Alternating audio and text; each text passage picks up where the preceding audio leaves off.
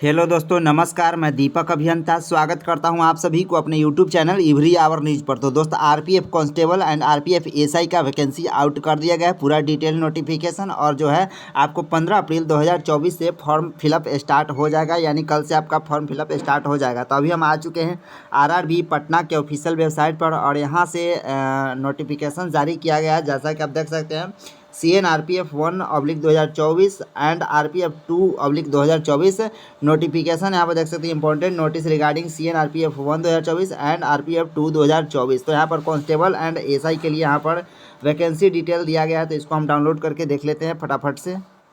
तो यहाँ पर देख सकते हैं आरपीएफ कांस्टेबल के लिए फुल नोटिफिकेशन यहाँ पर है। आरपीएफ कांस्टेबल के लिए 2/2024 के अंतर्गत एडवर्टीजमेंट नंबर यहाँ पर आप आइएगा, पूरा डिटेल्स इस वीडियो में जानकारी प्राप्त करेंगे।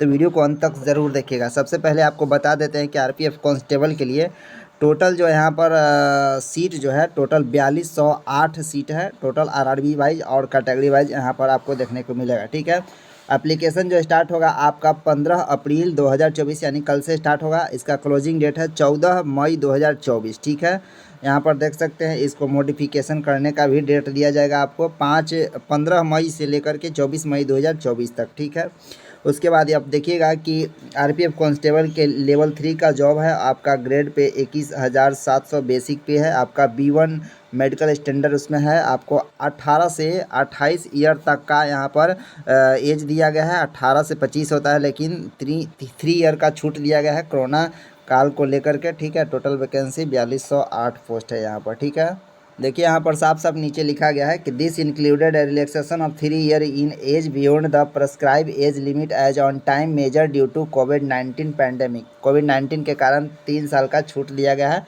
और बाकी के कैटेगरी वाइज आपको छूट मिल जाएगा एज में। ठीक है, आरपीएफ कांस्टेबल का जो एलिजिबिलिटी क्राइटेरिया है वो 10th पास होना चाहिए। आपको दिखा दिया स्टार्टिंग में ही कि एज लिमिट जो है आपका 21/7/2024 तक काउंट किया जाएगा, जिसमें कि 18 से 25 साल नॉर्मल होता है, लेकिन कोरोना वायरस पेंडेमिक के कारण 3 साल का छूट दिया गया है, इसलिए 28 वर्ष तक यहाँ पर है। कैटेगरी वाइज आपको छूट देखने को मिल जाएगा, जैसे UR EWS के 3 साल का छूट है, OBC NCL के लिए 6 साल का छूट है, SC ST के लिए 8 साल का छूट है। उसके बाद यहाँ पर फीमेल के लिए यहाँ पर है। ठीक है, उसके बाद नीचे देखिएगा तो डेट ऑफ बर्थ यहाँ पर दिया गया है, उसी के कारण मतलब कि UR EWS से अगर आपका डेट ऑफ बर्थ 2/7/1996 के बाद का है तो आप फॉर्म अप्लाई कर सकते हैं। OBC में 2/7/2093 के बाद 1993 के बाद है तो आप फॉर्म अप्लाई कर सकते हैं। SC ST का इतना। उसके बाद यहाँ पर है मतलब 1/7/2006 से कम आपका एज है तो तभी अप्लाई कर सकते हैं। 2006 से ज़्यादा आपका एज है तो आप अप्लाई नहीं कर सकते हैं, यहाँ पर लिखा गया है। ठीक है,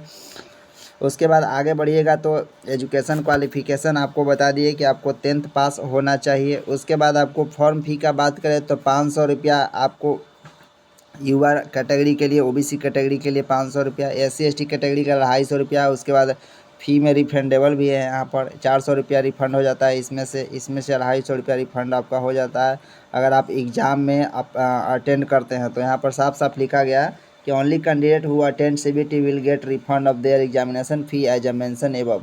मतलब अगर आप एग्ज़ाम में अपेयर होंगे उन्हीं को एग्जामिनेशन रिफ़ंड होगा, एग्जामिनेशन फ़ीस रिफ़ंड होगा। ठीक है, तो एग्ज़ाम फॉर्म अप्लाई करेंगे तो एग्ज़ाम में बैठिएगा तो आपको रिफ़ंड हो जाएगा 400 रुपया और 250 रुपया कैटेगरी वाइज, वहाँ पर देखिए। ठीक है, और उसके बाद रिफ़ंड के बारे में सारा डिटेल दिया गया है। ठीक है, OBC SC ST सारा के लिए। ठीक है, इसका रिक्रूटमेंट प्रोसेस क्या है तो रिक्रूटमेंट प्रोसेस जो है आपको सबसे पहले यहाँ पर होगा कंप्यूटर बेस्ड टेस्ट CBT होगा, जिसमें कि 120 क्वेश्चन होता है 90 मिनट का, जिसमें कि 35 मैथ, 35 रीजनिंग और 50 GK GS साइंस वगैरह से रहता है, करंट अफेयर्स। ठीक है, उसके बाद दूसरे नंबर फिजिकल एफिशिएंसी टेस्ट होगा। उसके बाद फिजिकल मेजरमेंट टेस्ट होगा, PET और PMT। ठीक है, उसके बाद DV एंड मेडिकल हो जाएगा। उसके बाद आपको ज्वाइनिंग हो जाएगा। ठीक है, यहाँ पर देखिएगा लिखा गया है कि CBT में आपका 10th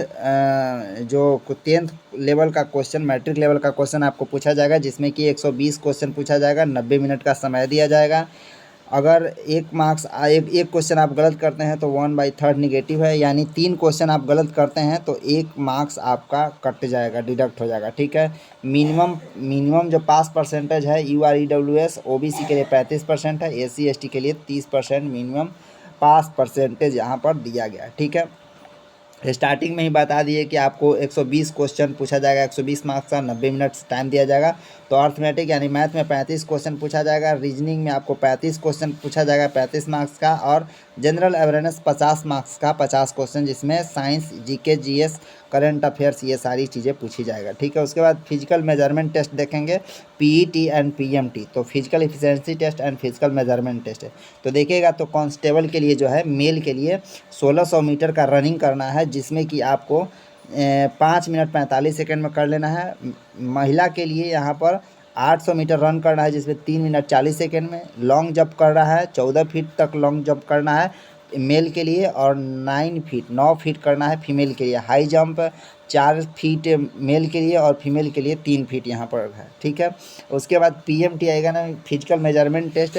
तो मेल के लिए वो यूआर, ईडब्ल्यूएस, ओबीसी के लिए 165 सेंटीमीटर हाइट होना चाहिए, फीमेल के लिए 157 सेंटीमीटर हाइट होना चाहिए, एससी एसटी के लिए 160 सेंटीमीटर हाइट होना चाहिए, फीमेल के लिए 152 सेंटीमीटर हाइट होना चाहिए। उसके बाद ये लोग गोरखा, मराठा, दोगरा, इस सब के लिए है, यहाँ पर आप देख सकते हैं। ठीक है, ये जो है आपको चेस्ट 80 होना चाहिए, और एक्सपेंडेड यानी फुलाने के बाद 85 होना चाहिए। ठीक है, फीमेल के लिए 76.2 होना चाहिए, उसके बाद फुलाने के बाद 81.2 होना चाहिए, ये लोग का 80-85 होना चाहिए। ठीक है, तो ये सारा चीज़ यहाँ पर है। ठीक है, देखिए पीईटी और पीएमटी जो है सिर्फ क्वालिफाइंग नेचर का है, इसका मार्क्स ऐड नहीं होता है, सिर्फ इसमें क्वालिफाई कीजिए, आपका प्रॉब्लम सॉल्व।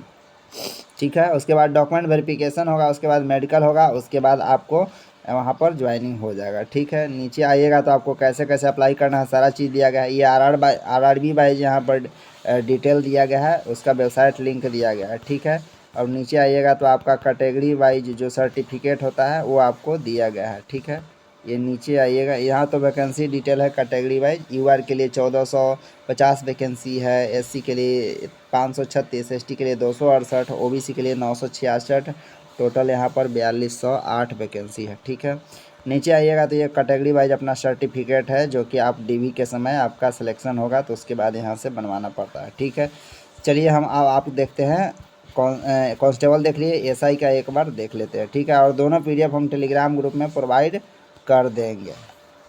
देखिए advertisement number 1/2024 railway RPF SI के लिए यहाँ पर ये पूरा डिटेल है 23 पेज का। ठीक है, तो इसको भी देख लीजिएगा। तो इसका भी फॉर्म फिलअप स्टार्ट होगा 15/4 से, यानी कल से, और लास्ट डेट है 14/5/2024। ठीक है, ये जो है सब इंस्पेक्टर यानी एसआई के लिए है, लेवल 6 का जॉब है, 35,400 इसका बेसिक पे है। स्टैंडर्ड मेडिकल स्टैंडर्ड B1 है, 20 से 28 साल इसका एज है, और टोटल 452 पोस्ट है यहाँ पर है। ठीक है, तो ये सारा चीज़ है। ठीक है, उसके बाद इसका भी देख लीजिएगा, सारा चीज़ उसी तरह से होगा। इसका एग्ज़ाम होगा कंप्यूटर बेस्ड, फिर पीईटी होगा, फिर सीबीटी होगा, फिर आपको मेडिकल होगा, डीवी होगा, सारा चीज़ इसी तरीक़ा से होगा। ठीक है, तो ये पीडीएफ दोनों पीडीएफ मैं अपना टेलीग्राम ग्रुप में प्रोवाइड कर दे रहा हूँ, वहाँ से आप समझकर जिस पोस्ट के लिए आप एलिजिबल है उसको आप फॉर्म अप्लाई कर सकते हैं आराम से। ठीक है, इसमें कोई दिक्कत नहीं है। फ़ी, एग्जामिनेशन फ़ी भी इसका वही है जो कि 500 एंड 250 होता है, वही चीज़ है। ठीक है,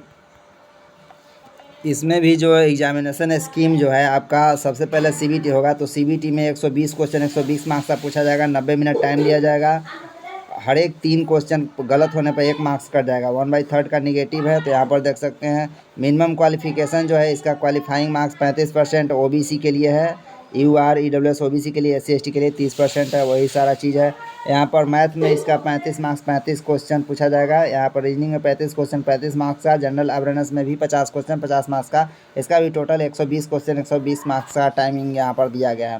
एसआई में थोड़ा सा फिजिकल एफिशिएंसी जो टेस्ट होगा उसका थोड़ा सा कम है, कांस्टेबल से थोड़ा सा कम है, चूँकि 1600 मीटर इसके लिए 6 मिनट 30 सेकेंड में रनिंग करना है। 800 मीटर फीमेल के लिए 4 मिनट में रनिंग करना है। लॉन्ग जंप 12 फीट है और फीमेल के लिए 9 फीट है। ठीक है, हाई जंप 3 फीट 9 इंच है और फीमेल के लिए 3 फीट है। ठीक है, वहाँ पर नीचे आइएगा पीएमटी में, तो यहाँ पर 165 सेंटीमीटर हाइट होना चाहिए मेल के लिए, यूआर, ईडब्ल्यूएस, ओबीसी के लिए, और एससी एसटी के लिए 160 होना चाहिए, फीमेल के लिए 157 और 152 होना चाहिए। ठीक है, और यहाँ पर जो चेस्ट है 80-85 होना चाहिए, 76.2 होना चाहिए, 81.2 फुलाकर होना चाहिए फीमेल के लिए। ठीक है, वही सारी चीज़ें सेम यहाँ पर सेम चीज़ें है, सारा चीज़ें सेम है, ठीक है, सारा चीज़ सेम है। फिर नीचे आइएगा तो वही सर्टिफिकेट के लिए बताया गया है, लेवल 6 का जो भी है तो बता ही दिए।